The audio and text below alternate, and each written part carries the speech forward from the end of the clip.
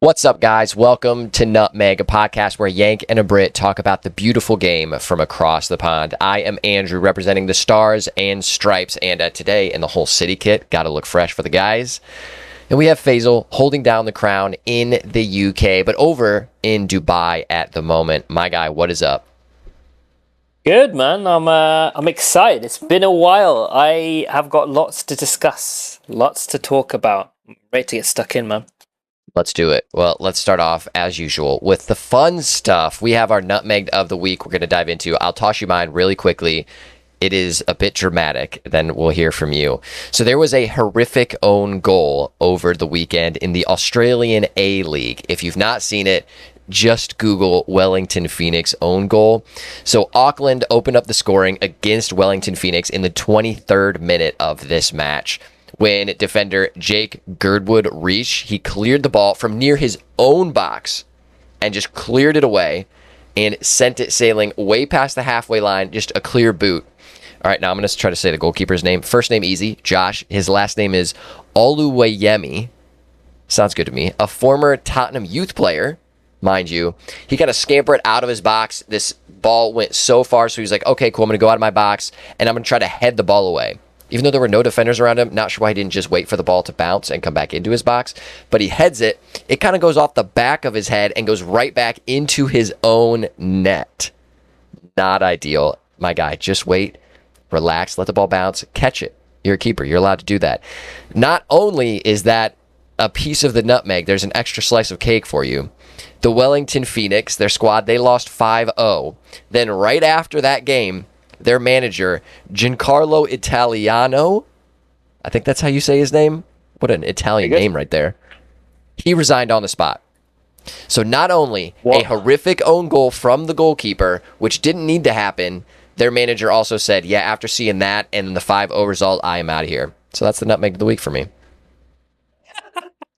It's a double whammy there. There's a few different elements to that. You're scoring own goals and your manager's like, that. I've seen enough. That is me. I'm done. Mine is a bit more kind of technical. So we're looking at the championship here, actually. So it's around point deductions and Leicester City at the moment. So it's going to give you like a top line of it. So at the moment, Leicester City have been deducted 6 points in the 2026 EFL Championship for breaching profit and sustainability. Right. So that and financial loss limits them over a 3-year period. Right. And then obviously they're now deep in the relegation battle in the championship at the moment. It's not looking good. However, they are due to appeal this. So it could be a nutmegged, it may not be a nutmegged, but they're due to appeal this, right? Now, the thing with these sorts of appeals is, at the moment, obviously they've been docked 6 points, right? Now, if they appeal this, it can go two ways, right? Now, they can either get that sort of, uplift, etc., and get those 6 points away from them and keep it moving. The alternative is them getting docked even further more points. So they're taking a risk here. If they could be docked potentially up to 20 points in addition to that as well. So that would be a massive, massive issue. You'd argue that you take the 6 points and, you carry on and you say, do you know what, I'm going to be better and we're going to keep it moving. Or you go this way. So you may or may not. It's a risk. It's a calculated risk. The Paps have gone with the angle of, look, I'm pretty sure we're going to win this one. Otherwise, I probably wouldn't have risked it. But they do risk it. It's a big loss. And unfortunately for Leicester City, which is sad times from where they originally were Premier League champions to where they're currently doing at the moment, battling in that championship with that 6 point deduction. It's not looking good. So I'm going to go with that and say could be potential nutmegged, or they could get out of this little nutmeg of the week. We'll find out. But that is the current situation. They've got a new appeal hearing, which will be scheduled for the judicial panel, with the goal being resolved before the end of the EFL season. So we'll probably come back here and see, did they do well? Did they not? So yeah. Best of luck to Leicester City.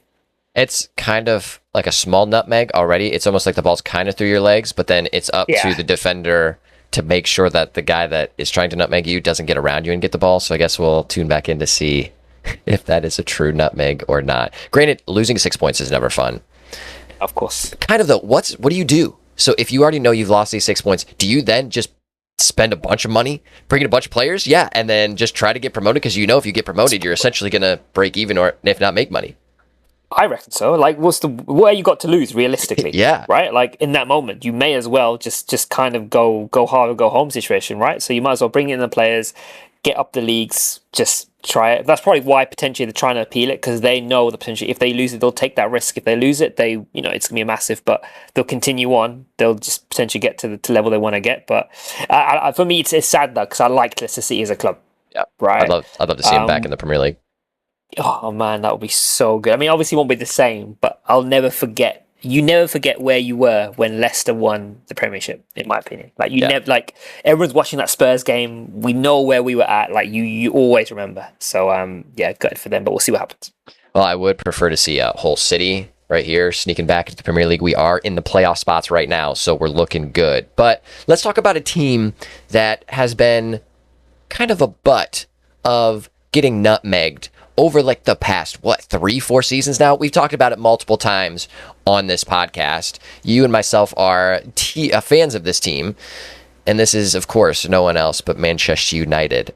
But it's rare because we actually get to have a positive conversation about Manchester United for once. So before we dive too deep into the weeds of how they're actually performing now, what is the vibe of being a Manchester United fan for you right now?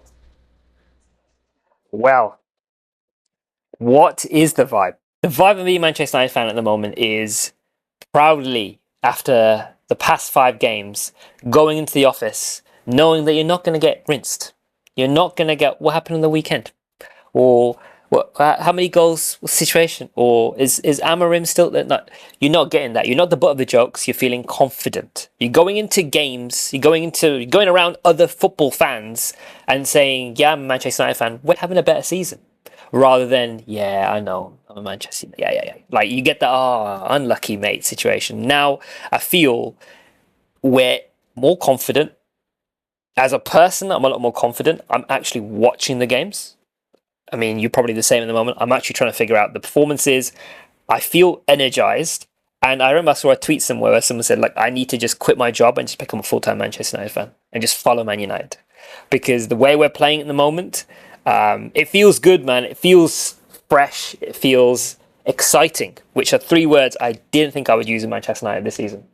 A lot of this hype comes from a new manager who is in place after Ruben Amorim was let go. Maybe worthy so, maybe not. We can discuss that in a second. But let's talk about our new manager, who is a familiar face to Old Trafford. Michael Carrick. He has been unbeaten since taking over in January as the interim boss. So not necessarily long-term quite yet. That could change depending on what United's situation looks like at the end of the season, but unbeaten in Premier League matches. And that's on top of big results like beating Manchester City and Arsenal, some of the top echelon of the Premier League right now. So some of the players within the club have reportedly tried to advise the board and some other individuals inside of the club, not just players, saying Carrick knows what it takes to win here, and they want him to be appointed full-time. So now, do you think, and would you have thought previously, that Michael Carrick being in charge of Manchester United was the answer? So give me 2 takes. First, the take of, before this time, would you have appointed Michael Carrick as a manager? And now looking at the fact of saying, hey, he is the manager, he's doing well, should he stay? 2 very different questions and 2 very different answers I'm going to give here. For the first question, did I think that he would be a good manager or a good appointment interim? So there was this whole conversation of potentially Solskjaer coming in. Then there was potentially Solskjaer and Carrick coming in. And I thought to myself, we're doing this again, aren't we? We're doing this whole, that nostalgia, let's bring in the players. We had Rui van Nistelrooy for that game. We're kind of going back to our players because they're the spirit of the club, right? They know they play for the badge. They know what it takes to be a Manchester United player. There's a different mentality for being a Manchester United player than I would argue any other club, right? So did I see it? Probably not. And of course I'm happy at the moment, but I need to temper this excitement and this hype, right? Because we've had 6 games now, right? And out of the 6 games, all we've really seen is 6 solid performances. trajectory and points linking up together. Amazing. Does this mean full-time, he's that manager? I don't think yet. Right now. And the way I would see this is, let's give it another 5 more games. Let's see where we are when we're playing, for example, likes of Chelsea. Let's say where we are playing, where we've actually got a chance in that solid top 4. We're actually gunning games and being top 4. Then I would definitely consider it. I'm not the sort of manager or the sort of person that feels like we need like a manager who's like the Spain coach, for example, or like previous managers who are very like Thomas Tuchel or like Southgate, or these really like massive exclusive managers. I don't think we need that. I think we need someone consistent is where my head's at the moment. Do you agree? What are you thinking? You said the right word. The word is consistent. However, I'm going to go even deeper and double down and say Michael Carrick should absolutely be the manager of Manchester United. He should be locked in, maybe not announced quite yet to the public, but if I'm running United, I'm going to Carrick and saying, hey, you've done a great job. You've simplified things and you've made things consistent, which are the 2 things that you should be doing as a manager to make it easier on your players to get better results. Make life simple for all of the players on your roster so that they can perform and worry about less stuff like the drama that's been going on at Manchester United for so long, way too long. So I'm going to Carrick and saying, you're going to be the manager. We're not going to announce you yet, but now take this time that you have for the remainder of the season to build your ideal supporting players that you want us to sign in the upcoming transfer window, as well as the support staff that you want to get added after you're fully announced as manager. So then that will give us time to try to sign some of those players, get those deals shaped up, as well as get the managers that you want in to support you on your staff. So then you're hitting the ground running next season. We're ready to go. So that gives him the confidence that he needs going into next season, also has all the supporting pieces that he wants, and then we're flying, we're aiming for the top of the table next year. That's what I would love to see. Ooh. I get it. Consistency at the club we've not had. So you're arguing that, look, we've got a good thing here. Let's not screw it up. I'm realistic. I'm trying to be realistic, and I love Carrick at the moment right now. If I see another 5 more games, if I see a bit more consistency, because for me, I saw the Everton game, it just felt there was a little fall off on performance, a little bit. We got that 1-0, that's what matters. And that West Ham game. So the past 2 games, I've seen perhaps us not being as good as the previous 4 games. There's a little dip in performance. And I think of the opinion, Man United at the moment are playing 1 game a week. Right? There's other clubs who are playing Champions League football, who are doing FA Cup runs.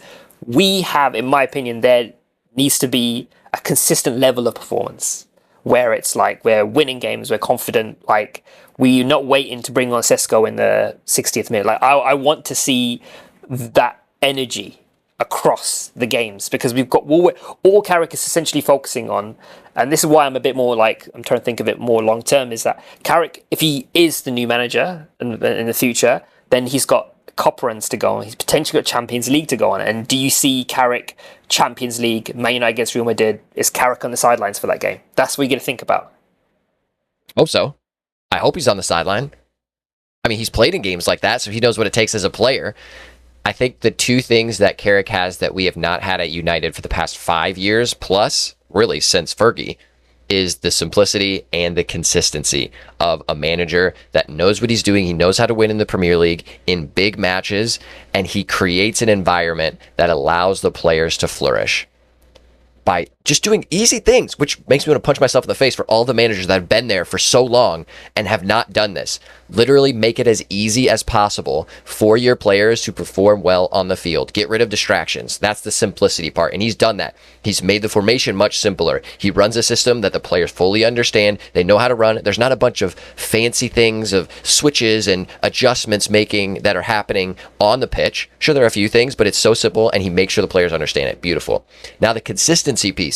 He is bringing in players that are, one, being consistent on the pitch, and then having those players regularly in communication with him and regularly on the pitch allows them to perform to the level that they're used to and should be performing at. Kobe Mainu, perfect example of this. He was on the outskirts of the roster when Amorim was in there. We all know he had talent.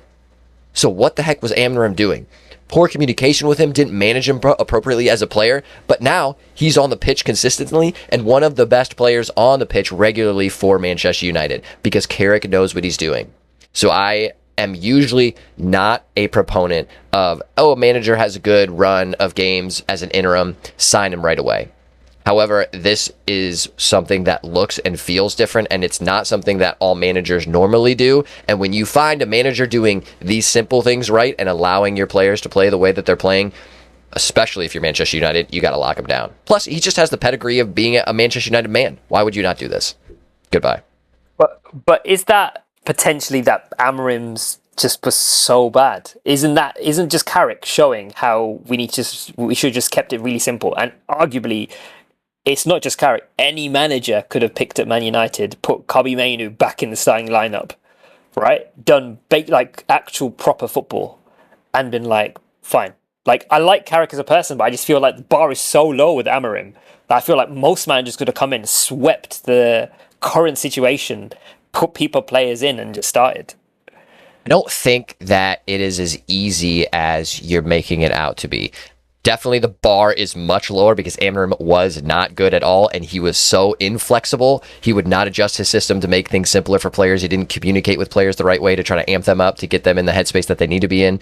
But Carrick is doing the base level of what you want a manager to do. Then you can build on top of that. So it is kind of what Pep does with a team. So when Pep comes into a team, when he came into City, he had a very specific idea of how he wanted his team to play. But he started with the foundational elements, made sure that they had all of the foundation created correctly, they have the right players in the right positions.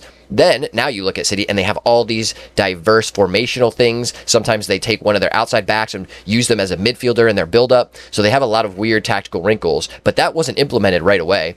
And now that they have that structure in place on a solid foundation, they're dominant. Even when they're going through a rough form, they're still toward the top of the table, which ideally is what you want to get to. And I think Carrick can do that. Plus, he just has some of that DNA from Fergie, which whenever you can have some Fergie DNA injected into your managerial abilities, I'm here for it all day. You talk about flexibility as well. I think key really for me in terms of flexibility was Sesko, bringing Sesko on. It's even the West Ham game. I think he brought him in late. I think it was late in the actual game. And he's really learnt that if I want to grab a goal, I would bring either...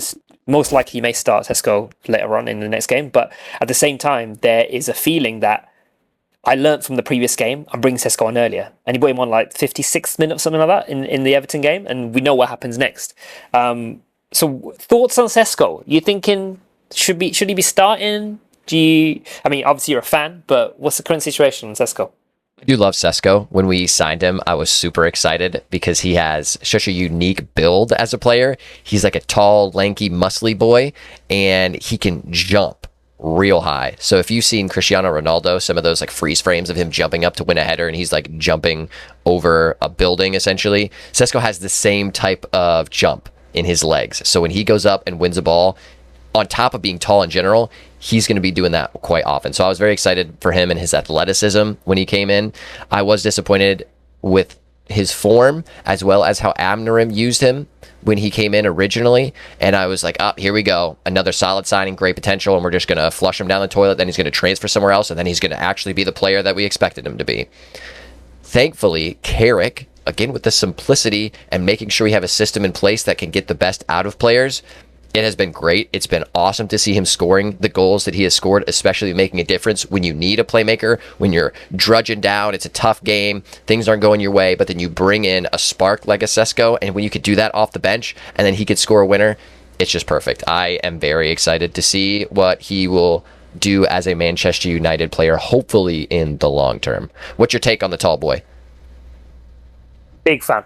I honestly think that he is the striker we've kind of been crying out for.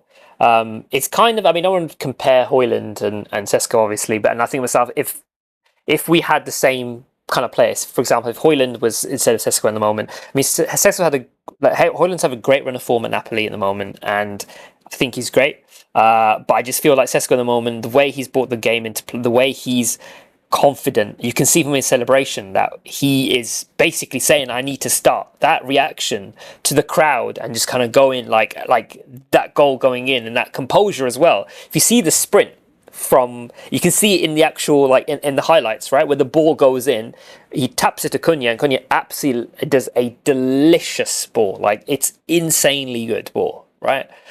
And that ball, from that kick to finding Mbemo, he disappears, and then if Mbeumo's on it, you can see him like hold the player back, and then he comes back into focus, and he's absolutely sprinting down. Like, it is insane.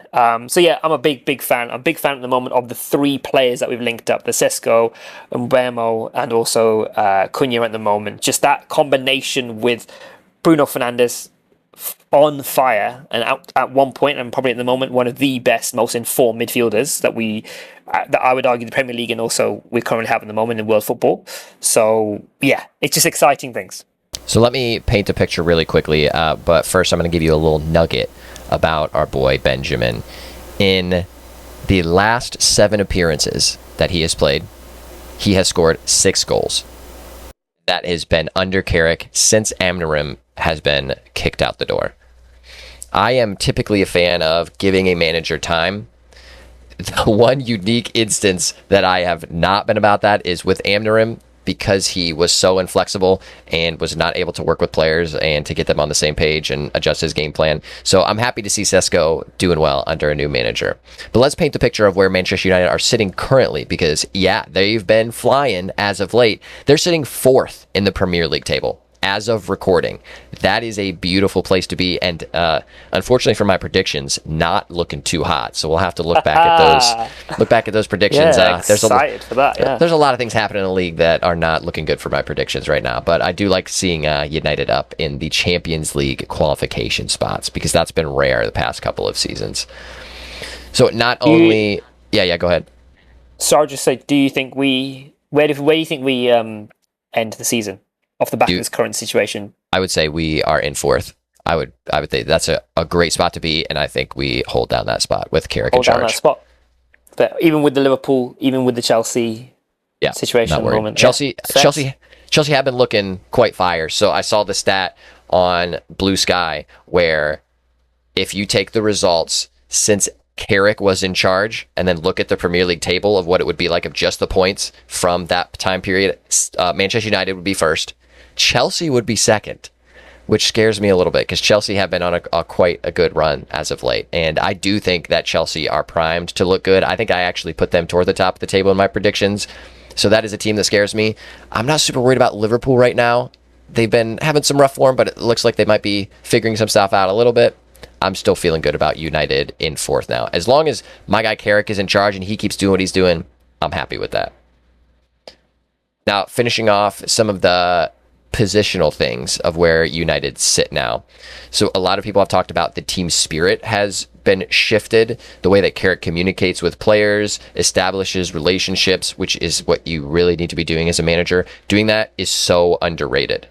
And if you have some managers out there that have big clout, so we're talking about the Jose Mourinhos, Van Gaal, those types of managers have such a big personality, they almost feel like they don't necessarily need to come down to the players' levels and build those types of relationships. But you see a manager that does that, that helps a lot. You get results from that. You get players playing their best and they feel more comfortable. So that is something that is underrated from a lot of managers that you would think by default a lot of managers do. But when you dig into it, you see some managers just not doing that, not having those types of relationships. So that's a little sad to see.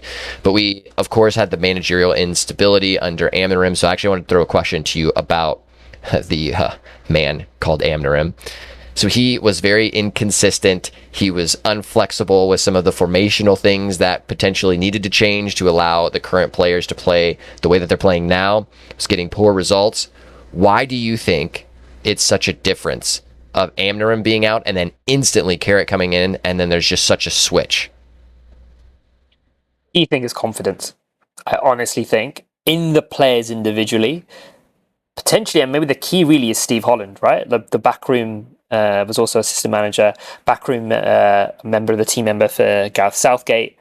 And I think the way he's instilled each individual player and given them the confidence, perhaps that Amorim wasn't able to kind of give them.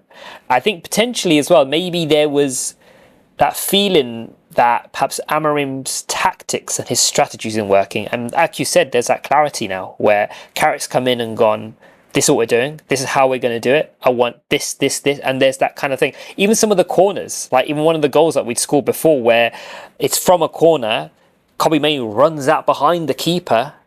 The way that's strategized, and the ball comes to him, he puts it in, and Wermo scores. Like it's just there's a sense of confidence, there's a sense of clarity, and I'm trying to find another C because I feel like confidence, clarity, and perhaps there's that whole potentially maybe the word is charisma. And if you look at it on the ball, there are players now, and some of them just are taking amazing, nice touches, putting it into players running into position, but there just feels like a bit of a swag and a bit of a charisma to Man United at the moment. And that's potentially why that it's been so easy to really get the results, because the other teams are also underestimating us because of where Amorim is. Each team that's kind of come in that first 3 games, all the Premier League was shell-shocked. Like, what sort of performance is beating the likes of City and also Arsenal on the way. We sent notice to the Premier League. That's what happened of those 2 games. So yeah, I think that's what happened when Carrick came in. It's the 3 words. Carrick allowed for 4 C's. Carrick, charisma, confidence, and just clarity. That's what I'm going to say was the key for Carrick. Carrick and the 3 C's. There we go. Yeah, I agree. And you actually took one of the words I was going to use. I was going to say, if there is one thing that Manchester United is doing now that is leading to all these good results, it's clarity. 100%. So under Carrick, they know how they're building out of the back. They actually have a simple structure that they're using. They know what structure they're doing when they're pressing. They know their cues. They know where the runs are coming from when they are going and building out, and then they can just say, all right, we know where that run's supposed to be, so I can not even look and just ping the ball where it's supposed to go. They know who the focal point is on offense, and then how they structure their defense as they're transitioning back. The midfield's not chaotic anymore, which was a talking point that we talked about on our podcast, and you can see so many people having that conversation of what the heck is going on with the midfield.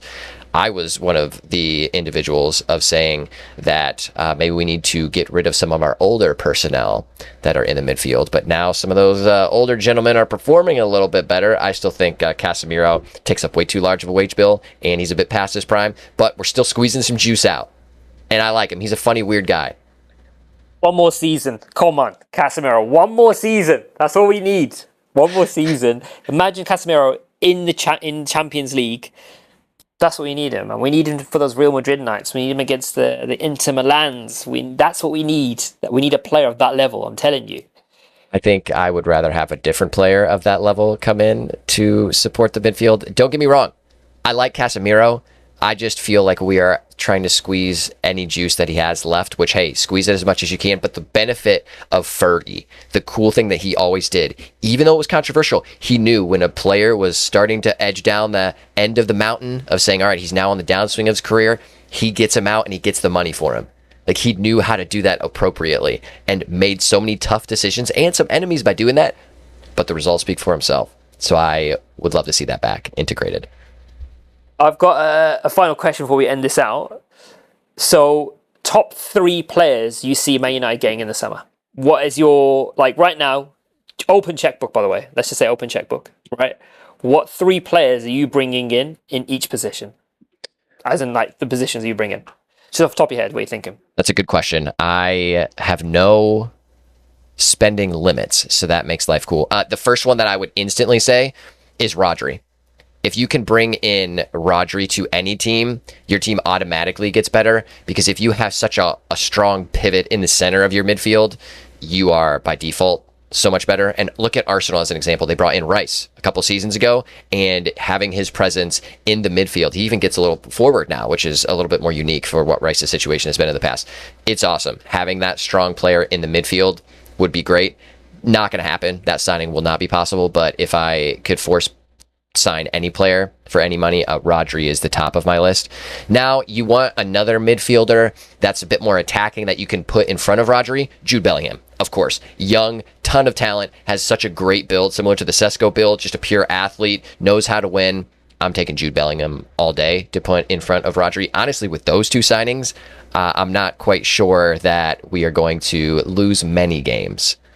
And then if I could maybe have one, I would say like more academy level signing. I want like a younger player that has some good uptick. I'm going to go with an American.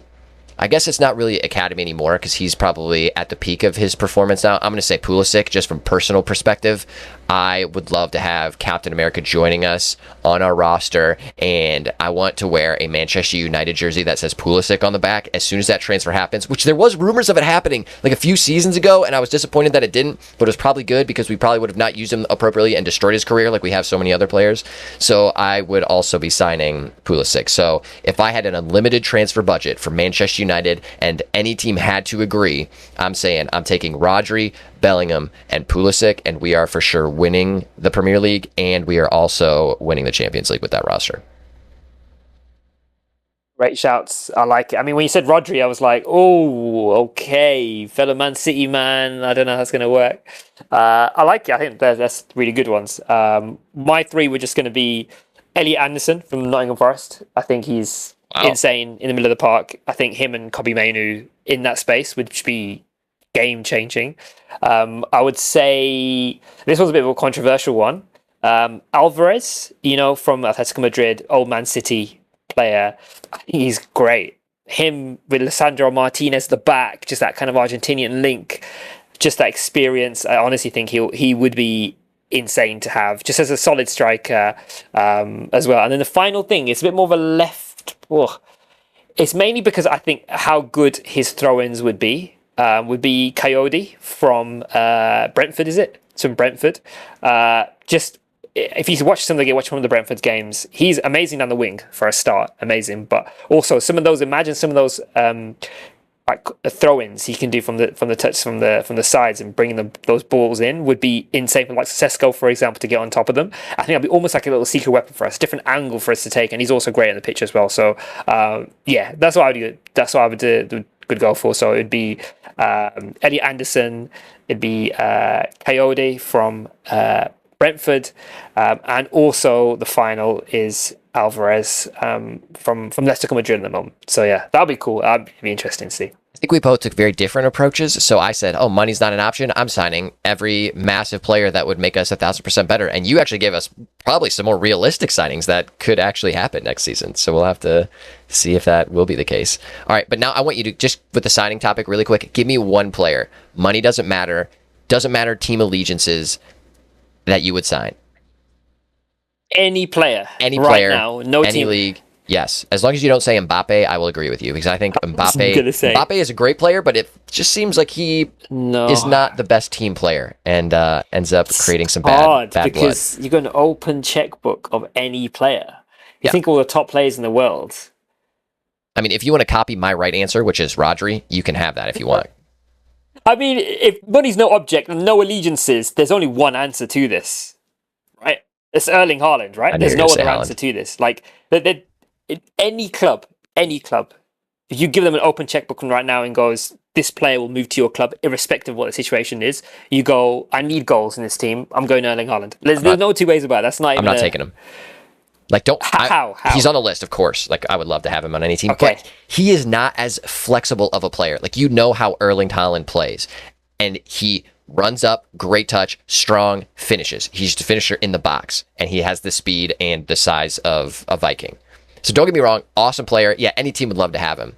However, it depends on the supporting cast that you have around him. If your team isn't fully built to support him, kind of like a Kylian Mbappe too, and we've seen it not work out well. If you don't have the right supporting cast, they're not going to do as well. So I'm saying Rodri or Pedri is probably two of the top Pedri's a good shout as well. I just think that Haaland in any squad makes him better. And I'm thinking he's a very expensive player in terms of his wage, etc. So I'm thinking, yeah, let's give him a go. But we'll see, man. One day, you never know. I mean, that's absolutely not happening ever, but yeah, we'll see. Yeah, probably not. It's fine. If anything, he's going to Real Madrid at some point. We'll have to see when that transfer happens. But fam, we are out. Thank you for joining us. We will see you in 2 weeks right here on the feed. Before then, jump over on our Instagram and TikTok accounts at Nutmegged Podcast to DM us with your listener questions so we can dive into those on an episode, and your take it or leave it submissions. Hopefully you're able to get on a pitch somewhere. If you do, just don't get nutmegged. Peace.